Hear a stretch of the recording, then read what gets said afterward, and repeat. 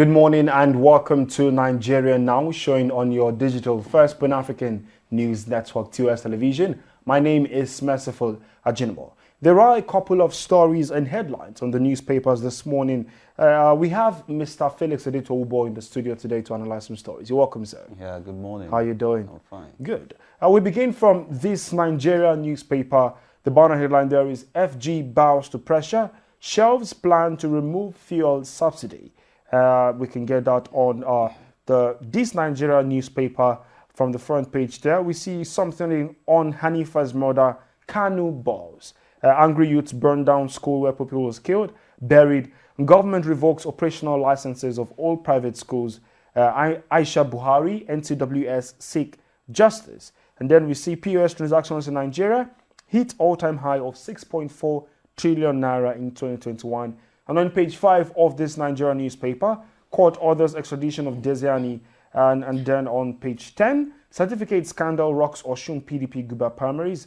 Adeleke says, I stand by my document. I know the banner headline there is talking about fuel subsidy. Of course, this issue, we've been talking about it for the last couple of weeks. But this issue on Hanifa's murder and the story that surrounds it, what's your take on everything? That's really unfortunate. And listening to this man that was involved in the whole thing, who's tried to even justify his action, you know, saying that he never killed for rituals. You understand? Is it that there is a special killing for different purposes? That is okay. That is okay.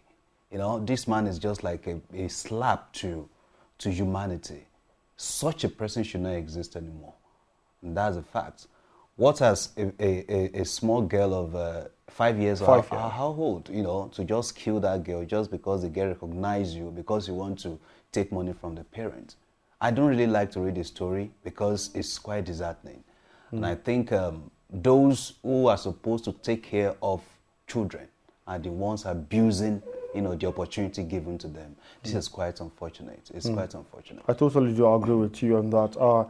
Let's talk about, of course, federal government bowing to pressure and shelving plan to remove fuel subsidy. Of course, we know of the plans from the federal government to, you know, remove the fuel subsidy, but now they have come to backtrack this statement. What does it change, really? They didn't bow to any pressure. That headline is just to, you know, still fake Nigerians. You know, they didn't bow to any pressure. Okay. They're only working to plans. They had a plan, and their plans are working out. You know, I told you sometimes when we were discussing this last year that there is no serious government, no government that is in power, especially a government that has failed like Buhari's government, that will come up with a fuel subsidy during election period. It doesn't make any sense. The calculation does not add up. How will you come up with such a thing? It's funny. So for them to have called it off, in fact, was not last year or probably this year that the president of the Senate came out to tell the whole Nigerians that the president was not even involved in the whole issue of subsidy, whatever. How will the Minister of Finance, who is also in charge of, I think, the economy too, who came out to tell Nigerians, the Minister of Petroleum came out to tell Nigerians, the Minister of State, that's Silva, because President Buhari is the Minister of Petroleum. And I believe that his deputy, who is Silva, that's the Minister of State, cannot come out just on his own. So are they playing on our intelligence? What kind of, you know, thing is this? You know, I think it's just enough for this government taking us for a ride.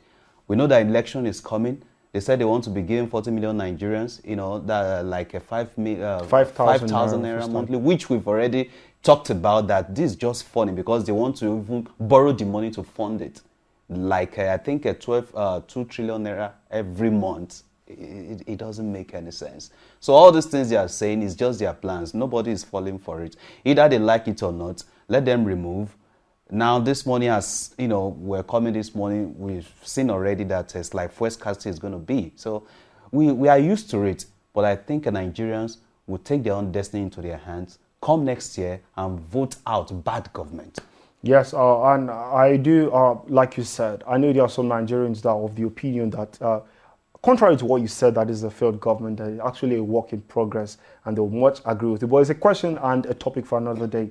Let's talk about the stories on the Daily Trust newspaper from the very top there on page 14, page 12 rather.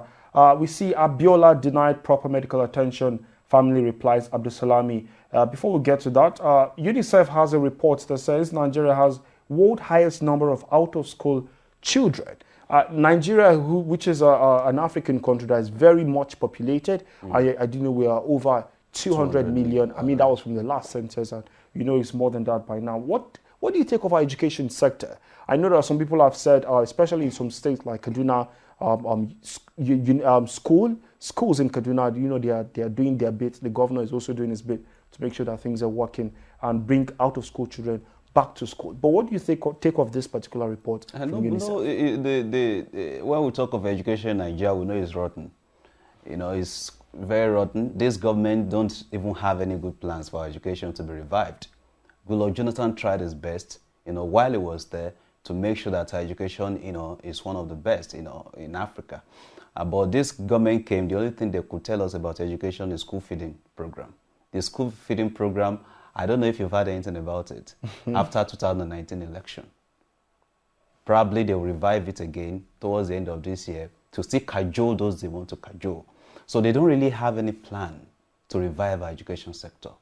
And any government that does not take care of education, don't forget, our budget for education is between 5 to 7%. It doesn't make sense for a country that wants to improve its education. And I think ECOWAS benchmark for education at the I think Lagos declaration was 15%. Which is a good one. Which is a good one. But Nigeria is hovering between 5 to 7%. We are not serious. It is just, you know, when you have a government that is not serious with key things, you know, that will drive the country. So what do you expect? And that the result is this. You see young ones looking for, you know, they said they are Yahoo boys and the rest. People don't no longer care about schools. They care about making money. They don't care about schools. Why? Because the government does not make the school or schools, you know, attractive to people to go. The university you finish from, check what happens there. Go to our universities, go to our polytechnics, go to our secondary schools, go to our primary schools where people sit down to learn. They sit on the floor to learn. Government don't care. And that's what we are saying. A government that does not think of increasing the budget, the budgetary allocation for education, but they only think of budgeting for their own welfare. The last time we discussed about presidency to spend over 1 trillion naira to feed themselves. And I said it that day that it's like the food they are eating in Aso Rock is manna from above. So it's very costly. But they don't think and, you know, care about the children who goes to school and increase the money, you know, that will benefit the children. And don't forget, they call these children leaders of tomorrow. These are leaders of tomorrow you punish now by not giving them the quality education that will drive tomorrow's economy and tomorrow's generation. So forget what they are saying. They are not doing anything, because if you say you are doing something, let's see it, let's feel it. If you cannot feel it, if you cannot see it, then you are just, all the things you are saying is just to the birds. We are not going to take that. Still on the Daily Trust newspaper, of course, we see explosion rocks church in Taraba. That can be found on page 6 of that newspaper. On Business Day, the banner headline there is, why these 5 small economies will outpace Nigeria in 2022. Just grab yourself a copy to read about that story. On the Nation newspaper, of course, it's talking about petrol subsidy. Government petrol subsidy stays.